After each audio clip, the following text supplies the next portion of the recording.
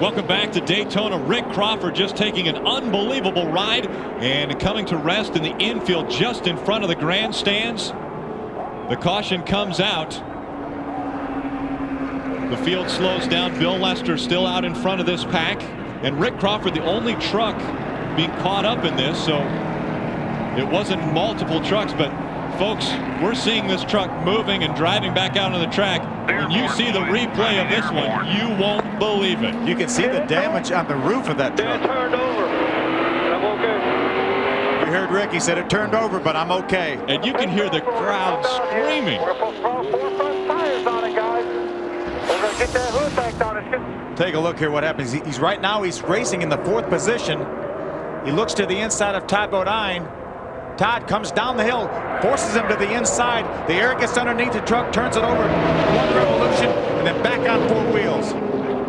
What a ride. What a ride. He needs to make sure he doesn't go too fast right now. He's got a flat right front tire. Check out this look. Todd just ping-ponging back and forth, Phil. Yeah, he bounces off of that Terry Cook truck into Rick Crawford. You can see the tire mark on the right side. You see the wheel still spinning on Rick Crawford's truck while it's up in the air. He hits the brakes there. He was finally smart enough to let off. That's pretty. That's using your head. He's flipping over at Daytona and he let off the gas. I'm proud of him for that. He's going to have a flat right front tire. If he can nurse that thing back to the pits, he might be able to keep racing. Let's take a ride with Terry Cook. Terry Cook was on the outside. He's the truck that Todd Bodine got into. You see there's the contact, and Todd bounces off him into Rick Crawford. Just 3 wide racing off the turn at Daytona.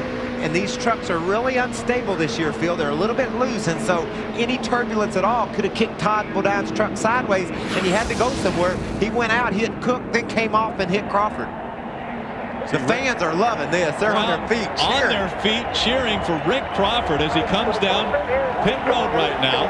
They are amazed, as we are, that Rick Crawford is still running this race, let alone driving down pit road and expecting to come back out.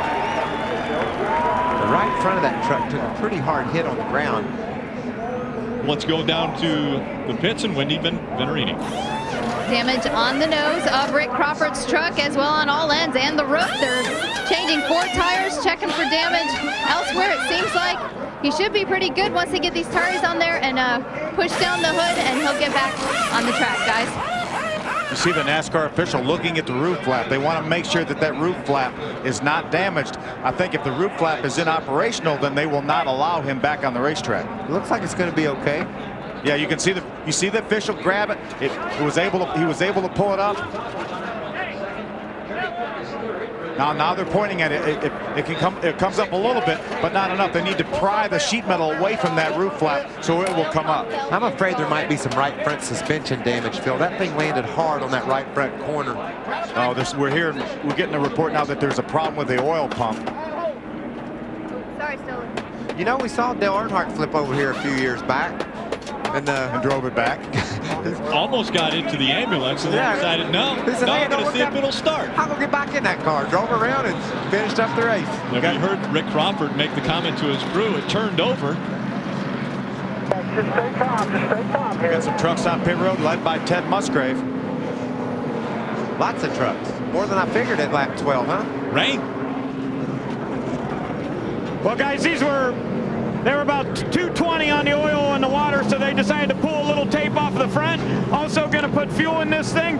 1 round of wedge for Ted Musgrave. We also see the 2 truck of Jimmy Spencer came in. He's going to get fuel only. They did fuel, no tires this time. Now, Jimmy went very far forward in his pit, had to wait just a little bit on Bobby Hamilton. Lots of trucks coming down pit road, including Johnny Benson and the 75 of David Starr. Ray, what happened, guys? Spencer got crashed.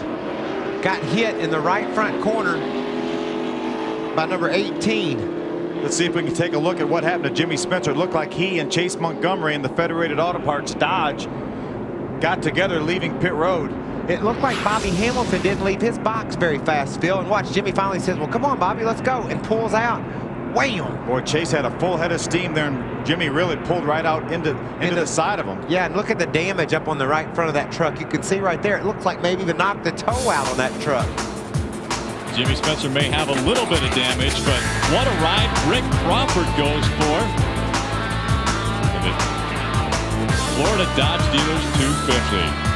Rick Crawford, the 2003 winner.